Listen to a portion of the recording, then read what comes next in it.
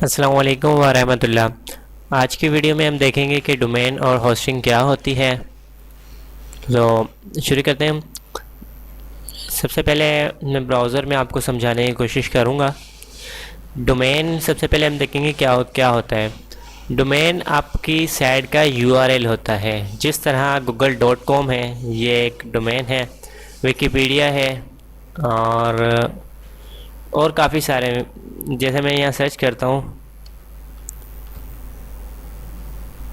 Full web में search कर रहा हूँ, ठीक है। इसमें काफ़ी सारी वेब आएंगी। अब ये wikipedia.org, ये एक डोमेन है, ये एक वेब विकिपीडिया का। अब ये nature.com, ये भी इसका जो यूआरएल बन रहा है, ये इसका डोमेन है। अब इसके आगे आप गौर करें, वहाँ विकिपीडिया में .org लगा हुआ है, यहाँ .com है। तो ये डॉट के बाद जो आता है ना, ये आपके कहलाते हैं एक्सटेंशंस। ये मुख्तलिफ होती हैं। .pk होती हैं जो पाकिस्तान के है, .in जो इंडिया का यूज़ होता है, और काफ़ी सारे हैं, मल्टी हैं। .net होता है, .org, .eud वो जो एजुकेशन उसमें यूनिवर्सिटी वगैरह के जो एजुकेशन का जितने भी डिपार्टमेंट है उनमें eug होता है। gov वो गवर्नमेंट की जितनी साइड होती है उनमें यूज़ होता है। तो ये आपका एक कहलाता है डोमेन। और डोमेन में आपकी एक्सटेंशंस मुख्तलिफ़ किस्म की हो सकती हैं, .com, .net वगैरह, ठीक है।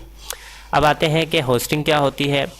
होस्टिंग से मुराद होता है कि जहां आपका डेटा स्टोर हो, यानी कि अब आप वेब बना रहे हैं, एक ऑनलाइन वेब बना रहे हैं, लाजमी आप उसमें कुछ तस्वीर भी अपलोड करेंगे, लाजमी उसमें कोई वीडियोज़ अपलोड करेंगे।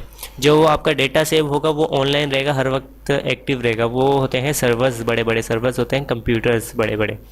तो उन्हों में वो आपका डेटा सेव होता है। होस्टिंग आप परचेज़ कर सकते हैं, फ्री भी काफ़ी सारी कंपनीज देती हैं।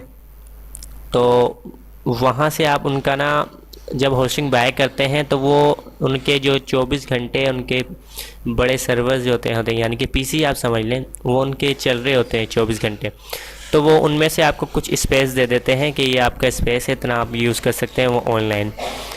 इंशाल्लाह नेक्स्ट वीडियो में हम देखेंगे कि पाकिस्तान में कौन सी बेस्ट होस्टिंग कंपनीज है और हम वहाँ से परचेज़ भी करेंगे।